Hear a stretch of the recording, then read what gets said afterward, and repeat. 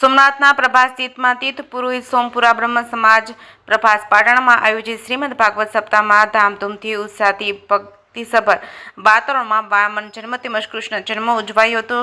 શરૂ થયેલ શ્રીમદ ભાગવત સપ્તાહના વ્યાસપીઠ પર ડોક્ટર મહાદેવ પ્રસાદ મહેતા દ્વારા કથાનું રસપાન કરાવી રહ્યા છે। કથામાં જ્ઞાન યજ્ઞ તારીખ 3 જૂને વિરામ લેશે અને તીર્થ પુરોહિત સોમપુરા બ્રહ્મ સમાજના પ્રમુખ હેમલભાઈ ભટ્ટ તથા સમગ્ર ટ્રસ્ટી મંડળ તેમજ મિલનભાઈ જોશીનું સુંદર આયોજનથી પ્રભાસ તીર્થ ભક્તિમય બન્યું હતું। કથાના દિવસોમાં રાત્રે સાંસ્કૃતિક કાર્યક્રમથી સોમપુરા બ્રહ્મ સમાજ પ્રભાસ પાટણ તરફથી જણાવેલ છે કે બ્રહ્મપુરા ખાતે આવેલ બ્રહ્મેશ્વર મહાદેવ તેમજ મહિષાસુર મંદની માતાજીના મંદિરોના જીર્ણોદ્વાર અને સમસ્ત જ્ઞાતિજનોના પિતૃ મોક્ષાથ્યા કથા યોજેલ છે, જેમાં સમૂહ ભાગવત સપ્તાહમાં મુખ્ય યજમાન 42 થી પણ વધુ પોથયાત્રા લખાવેલ છે। આ કથાના સવારમાં ભાગમાં વ્યાકરણાચાર્ય શકાશી રામ નરેશજી ત્રિવેદી દ્વારા કરવામાં આવેલ છે। સોમનાથના વણેશ્વર ગ્રાઉન્ડમાં યોજેલા કથા સોમપુરા બ્રહ્મ સમાજના તમામ સભ્યોને વિવિધ સમાજના આગેવાનો અને અથવા ઉપરાંત એને તન મન અને ધનથી સહયોગ આપેલ છે। જે કે ગુજરાતી સાથે મહેશ વાજા સોમનાથ।